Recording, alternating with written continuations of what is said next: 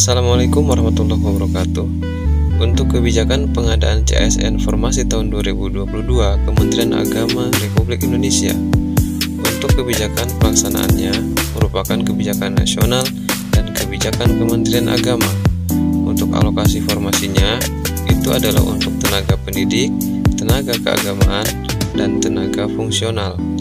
Untuk rencana pelaksanaannya ini untuk tahun 2022 dan 2023.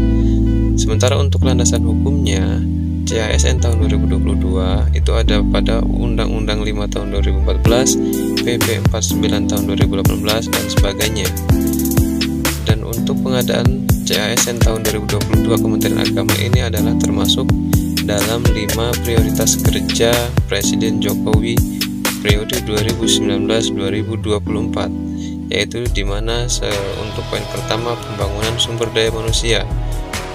Untuk kebijakan pengadaan ASN tahun 2022 ini dilakukan hanya untuk P3K dengan kebijakan nasional yaitu pandemi COVID, berfokus kepada pelayanan dasar untuk guru dan tenaga kesehatan.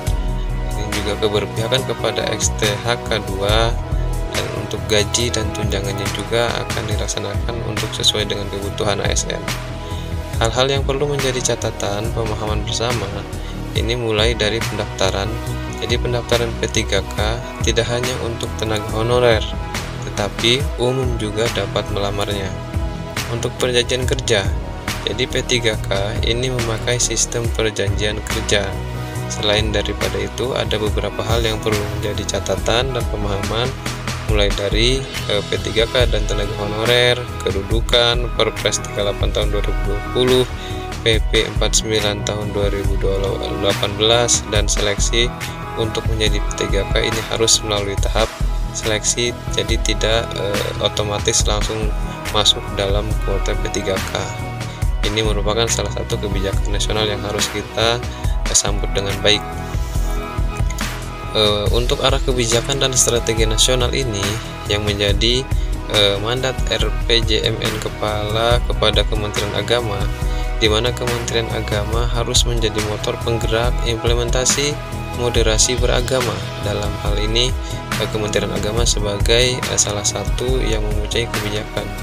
Kebijakan Kementerian Agama itu yang pertama untuk pelamar calon P3K, kemudian kompetensi, moderasi beragama, dan profil ASN. Ini dapat dilihat bagaimana pelamar untuk calon P3K ini yang akan masuk untuk mengusulkan kepada Kementerian Pan-RB bahwa pelamar calon ASN Kementerian Agama ini memprioritaskan bagi mereka yang sudah mengabdi di Kementerian Agama. Selanjutnya, untuk persyaratan umum calon P3K, ini yang harus kita ketahui. Di sini ada beberapa persyaratan umum calon P3K yang akan dibuka oleh Kementerian Agama, yaitu setiap WNI dapat melamar menjadi P3K dengan ketentuan-ketentuan di bawah ini, mulai dari usia paling rendah 20 tahun, tidak pernah terpidana penjara 2 tahun atau lebih, tidak pernah diberhentikan dengan tidak hormat, kemudian tidak menjadi anggota pengurus parpol, memiliki kualifikasi pendidikan, kemudian memiliki kompetensi, kemudian sehat jasmani dan rohani, dan lain sebagainya. Itu persyaratan umumnya. Untuk distribusi alokasi formasi CASN tahun 2022 ini untuk tenaga pendidik itu mulai dari guru dan dosen itu persentasenya tertinggi yaitu 55,62%, atau untuk guru itu 24.844 dan untuk dosen itu 2.741.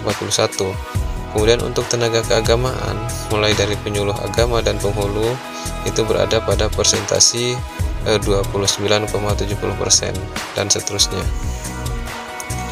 Untuk jadwal ini yang harus kita catat, ada 2 skenario.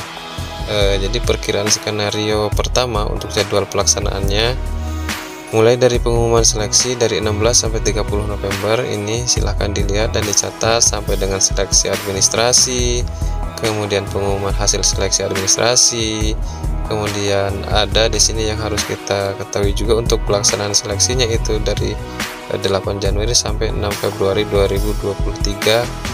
Ini untuk skenario 1. Jadi jadwal tersebut di atas ini berdasarkan hasil koordinasi dengan Kemenpan RB dan BKN. Jadwal ini bisa berpotensi berubah dikarenakan kebijakan nasional.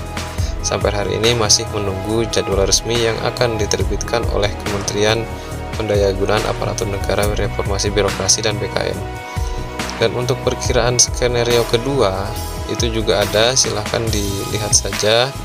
Nah, sementara untuk rancangan anggaran CASN di sini ada pada anggaran tahun 2022.